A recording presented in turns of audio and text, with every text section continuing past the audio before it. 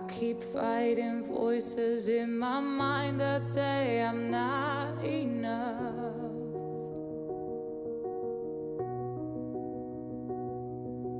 Every single lie that tells me I will never measure up.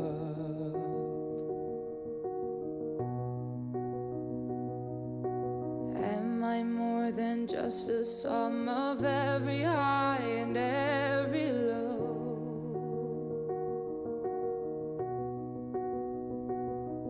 Remind me once again just who I am, because I need to know.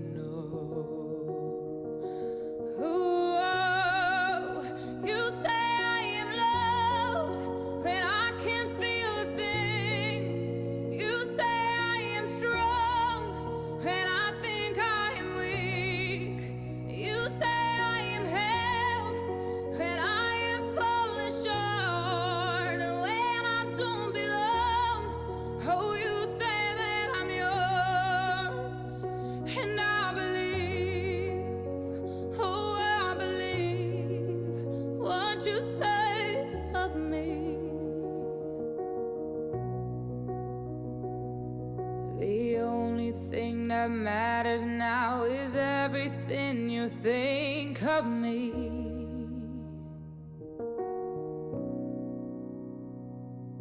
In you I find my worth, in you I find my identity. Ooh, you say I am loved when I can't feel a thing. You say I am strong when I think I am weak. You say I am held when I am falling short, when I don't belong. Oh, you say I am yours, and I believe, oh, I believe what you say of me. I believe.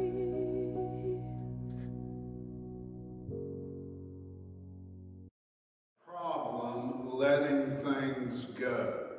You know, things will happen and I just hold on to them and I can't let them go. I guess it's been about 10 days ago now, sitting on the tarmac at the Lynchburg airport for an hour and a half. Sat there so long that they actually cut the engines off on the aircraft. I never sat on an airplane that long when I wasn't in the air. Well, eventually they got the okay to take off, and I remember sitting there and the airplane went up and it banked to the left. And I was sitting on the right side by the window, and I was looking down, and we flew over the Liberty University football stadium. And that brought back some memories of years ago. I remember, gosh, it must have been 25 years ago, my wife was graduating from Liberty University. She was getting a master's degree in counseling. And she asked if I wanted to go to the graduation, and I said, sure. Well, I remember arriving at the stadium. It was completely packed. It really was. And I had to sit on the very last row of that stadium, right up top. I was on the last seat, way up top. Those that were graduating were seated on the football playing field. And I remember who the special speaker was. And I think most of the people was there because of who was going to give the graduation speech. It was George Bush Sr. who was going to give the graduation speech. He was the president of our country at the time. And I remember sitting on top of that, up way high up in the stadium. I could see all the way through valleys, through fields. I could see for miles. I could see the peaks of Otter. That's how far I could see. It was really clear, no clouds in the sky. And I was watching out there, and I noticed 3 helicopters on the horizon. And they began getting closer and closer and closer. And I knew the President of the United States was in one of those helicopters. Well, they landed behind the stadium, and the ceremony began. And they introduced George Bush as the President of the United States, and he stood there and he gave a speech. Jerry Falwell Sr. was there also. He couldn't go anywhere without saying something, but he was there also. And I remember watching that, and I thought, is that really the President of the United States? I couldn't see. I couldn't tell who it was. I had no idea. It sounded like him, from what I remember. It looked like him, but I was so far away, I had no idea. After the ceremony, after the speech, I asked my wife, I said, was that really the President of the United States? And she said, yes. Why, you ask? I said, well, I was so far away, they could have stuck anybody up there. And they could have said it was the President of the United States. But I took her word for it because I trusted her. I was so far away, I couldn't tell who it was. I have never seen it snow so much. I remember when I was a child, we used to get 2-foot snows all the time, really. And it snowed like in November, and you wouldn't see the ground till spring. Snow covered the ground all year, and big snows, not these little things we get now. I'm talking big snows, 2 foot. I remember that. Years ago, I witnessed a snow that was bigger than any snow I have ever seen in my entire life. I was coming back from Russia, and we landed in Zurich, Switzerland. And it began snowing, and I have never seen it snow that fast, that much in my entire life. It snowed, I don't know how much, maybe 2-3 foot. They closed the airport down. And I really wanted to get home. I wanted to get home. But we were snowbound in the Zurich International Airport. Now, if you're ever stranded, a good place to be stranded is in an airport. You see all kinds of people. This was a large airport. It had 2 floors. The bottom floor was really big. I mean, it was gigantic. And me and my friend went to the top floor, and we stood there and we watched people. I mean, we stood there for a long time and just watched people. And I noticed my friend, he kept staring in one particular place, and he would squint and he would look. And I said, what in the world are you looking there? He said, I think I know who that is. And he gave me the name. I said, you're crazy. First of all, what would he be doing here? And secondly, you're so far away, how do you know? You can't be sure. He said, there's one way to be sure. I said, oh yeah, what's that? He said, let's go down there and see. We went down there and we got closer and closer and closer, and I thought, I think he's going to be right. We got right up to this individual. We looked him straight in the eye and we talked to him.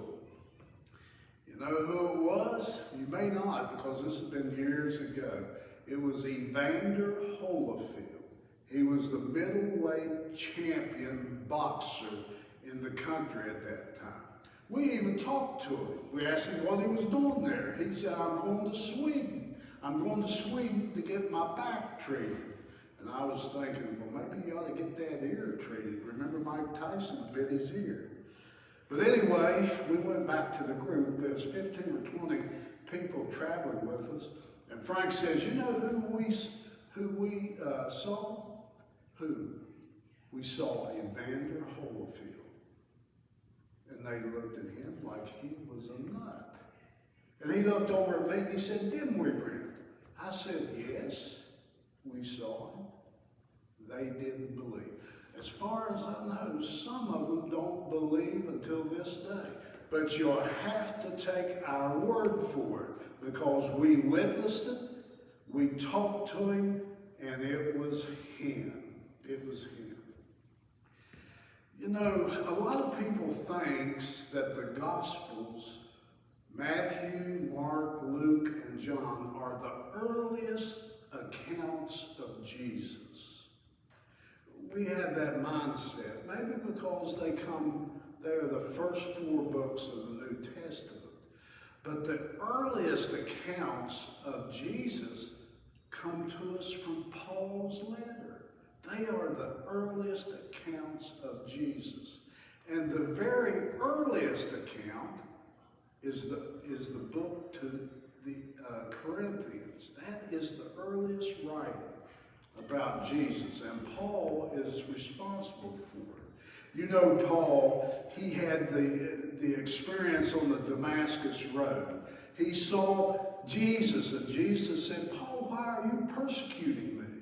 And Paul told that story, you know, and I wonder how many people believe that, because Paul was one who persecuted the Christians. He helped put Christians to death. And now Paul is giving this testimony that he has witnessed Jesus, and Jesus spoke to him. You know who had a hard time believing that? The 12 that followed Jesus. There was some friction there. And I'm not sure at the beginning whether they trusted Paul's words or not. They were afraid of him, I believe. But Paul kept preaching, and he preached to the people at Corinth, and he started a church there. And this was Paul's sermon. This is what Paul said. That Jesus lived according to the Scriptures, that Jesus was crucified according to the Scriptures, that he was buried according to the Scriptures, but on the 3rd day he rose from the dead. That was basically Paul's message. He said, if Jesus not be risen from the dead, our faith, our hope is in vain. Paul said, I too, like the other apostles, witnessed the resurrection of Jesus. Jesus rose to Peter. He rose to the 12. He rose to some women. And then Paul says this. He said Jesus rose and was witnessed by 500 people at one time. And he says many of them have since died. But ask those people. You know, I would think that Paul went back and talked to some of those people. You know, being a Christian does not mean that you have to force people to believe. That's not. Being a follower of Jesus does not mean that you have to convince people that Jesus lived, he died, and he rose again. You can't convince people of that. Being a pastor does not mean that I have to convince people that Jesus rose from the dead, because I can't do that. Many people did not believe eyewitness accounts. You know what we are called to do? What the apostles was called to do? What Paul was called to do? What I'm called to do? What you're called to do? Is to tell the story. witness the good news of the gospel, to testify. You may have to look that word up, to testify, because we don't, in our churches, we don't witness testimonies anymore. It used to be testimonies by people what the Lord had done in their life. I was at a church service this week at night, and the pastor called for testimonies. And you know what? You know how many people stood up and testified the truth, the goodness, the saving grace of Jesus? Nobody, including myself. We are called to witness and testify to the life, the death, and the resurrection of Jesus. Amen.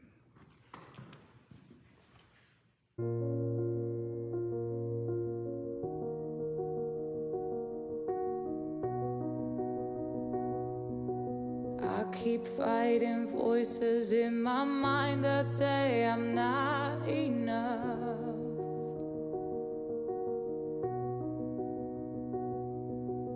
Every single lie that tells me I will never measure up.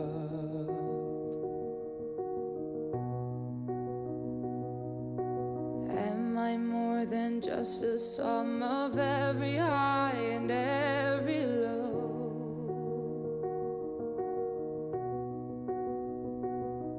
Remind me once again just who I am, because I need to know.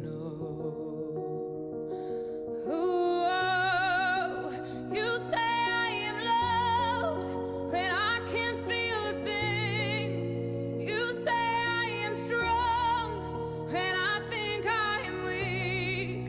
You say I am held when I am falling short, when I don't belong. Oh, you say that I'm yours, and I believe. Oh, I believe what you say of me. The only thing that matters now is everything you think of me.